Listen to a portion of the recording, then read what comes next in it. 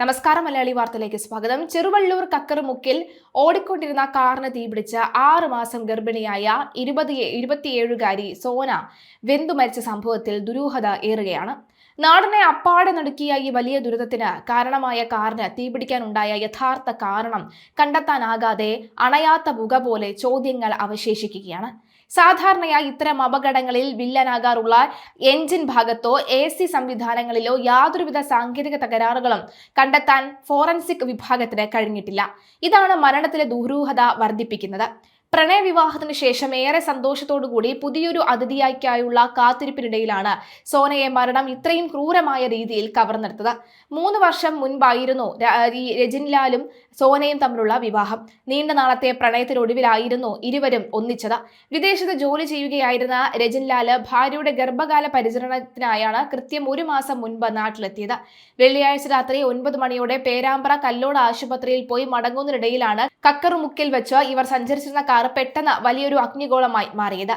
പാലേരി കുയിമ്പിൽ കള്ളിക്കണ്ടി മുയ്ത്തൻ ശ്രീനിവാസന്റെയും വസന്തയുടെയും മകളായ സോനയുടെ ദാരുണാന്ത്യം ഉൾക്കൊള്ളാൻ കുടുംബത്തിനോ നാട്ടുകാർക്കോ ഇനിയും കഴിഞ്ഞിട്ടില്ല.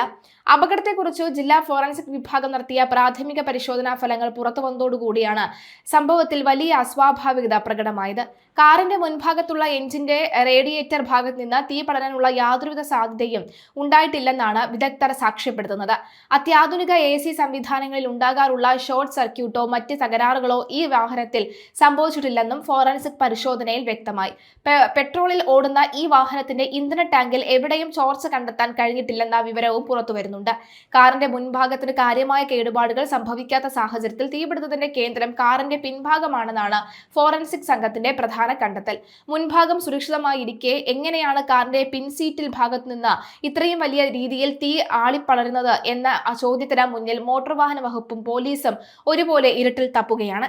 കൂടുതൽ വിശദവും ശാസ്ത്രീയവുമായ പരിശോധനകൾക്ക് ശേഷം മാത്രമേ തീപിടുത്തത്തിന്റെ കൃത്യമായ കാരണം വ്യക്തമാകുകയുള്ളൂ എന്നാണ് ഫോറൻസിക് വിഭാഗം നൽകുന്ന വിശദീകരണം.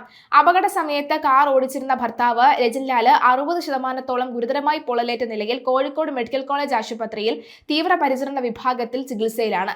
കാറിൽ നിന്ന് പെട്ടെന്ന് തീയും പുകയും ഉയർന്നതോടുകൂടി വാഹനം നിർത്തി രജിൻലാല് പുറത്തേക്ക് ചാടുകയായിരുന്നു. എന്നാൽ നിമിഷങ്ങൾക്കകം ഇയാളുടെ ദേഹത്തേക്കും തീ പടർന്നു പിടിച്ചു. വസ്ത്രത്തിൽ ആളിപ്പടർന്ന തീ അണയ്ക്കുന്നതിനായി പരിഭ്രാന്തനായ രജിൻലാല് തൊട്ടടുത്തുള്ള തോട്ടിലേക്ക് ചാടുകയായിരുന്നുവെന്നാണ് വിവരം. ഈ സമയത്ത് 6 മാസം ഗർഭിണിയായിരുന്ന സോന കാറിന്റെ പിൻസീറ്റിൽ കിടക്കുകയായിരുന്നു. കാറിൽ നിന്നും ചാടിയിറങ്ങിയ രജിൻലാല് സോനയെ പുറത്തെടുക്കാൻ പരമാവധി ശ്രമിച്ചെങ്കിലും കാറിന്റെ പിൻഭാഗത്തെ ഡോറുകൾ പെട്ടെന്ന് സെൻട്രൽ ലോക്ക് ആയതിനാൽ തുറക്കാൻ കഴിഞ്ഞില്ല. തീയുടെ തീവ്രത കൂടിയതും ദേഹത്ത് തീ പടർന്നതുമായ രജിൻലാലിനെ തോട്ടിലേക്ക് ചാടാൻ നിർബന്ധിതനാക്കുകയായിരുന്നു. ഡോർ ലോക്കായി ഉള്ളിൽ കുടുങ്ങിപ്പോയ സോനയ്ക്ക് പുറത്തേക്ക് കടക്കാനും എല്ലാ വഴികളും അടയുകയായിരുന്നു.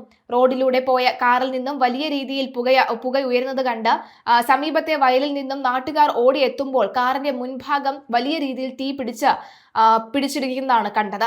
ആദ്യഘട്ടത്തിൽ രജിൻലാൽ മാത്രമാണ് കാറിൽ ഉണ്ടായിരുന്നതെന്നാണ് രക്ഷാപ്രവർത്തകനെത്തിയ നാട്ടുകാർ കരുതിയത്. തോട്ടിൽ നിന്നും രജിൻലാല് വിളിച്ചു പറഞ്ഞപ്പോഴാണ് കാറിന്റെ പിൻസീറ്റിൽ ഡോർ ലോക്കായി സോന കുടുങ്ങിക്കിടക്കുന്നുണ്ടെന്ന് വീണ്ടും നാട്ടുകാർ അറിഞ്ഞത്.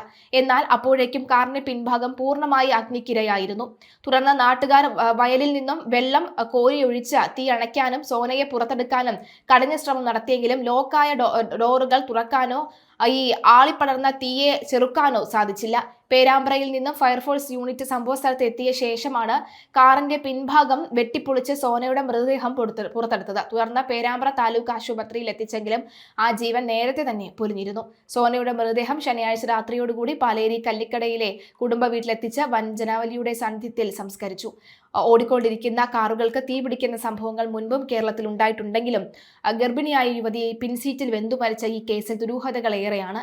എഞ്ചിനും ACയും പെട്രോൾ ടാങ്കും സുരക്ഷിതമായിരിക്കെ പിൻസീറ്റിന്റെ ഭാഗത്ത് നിന്നും എങ്ങനെ തീ പടർന്നു എന്ന സാങ്കേതിക ചോദ്യത്തിന് ഉത്തരം കണ്ടെത്താൻ മേപ്പയ്യൂർ പോലീസ് വിപുലമായ അന്വേഷണമാണ് ആരംഭിച്ചിരിക്കുന്നത്.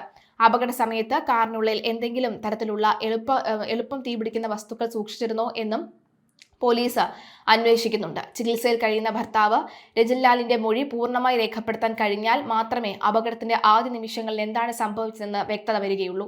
നിലവിൽ മോട്ടോർ വാഹന വകുപ്പിൽ സാങ്കേതിക വിദഗ്ധരും ഫോറൻസിക് സംഘം സംയുക്തമായാണ് കാറിന്റെ അവശിഷ്ടങ്ങൾ പരിശോധിക്കുന്നത്. ഒരു കുടുംബത്തിന്റെ മുഴുവൻ പ്രതീക്ഷകളും തകർത്തുകൊണ്ട് ഗർഭിണിയായ സോനയെ മരണത്തിലേക്ക് തള്ളിവിട്ട ആ കാറ് തീപിടുത്തത്തിന്റെ പിന്നിലെ നിഗൂഢതകൾ എത്രയും വേഗം പുറത്തു കൊണ്ടുവരണമെന്നാണ് നാട്ടുകാരുടെയും പ്രധാന ആവശ്യം.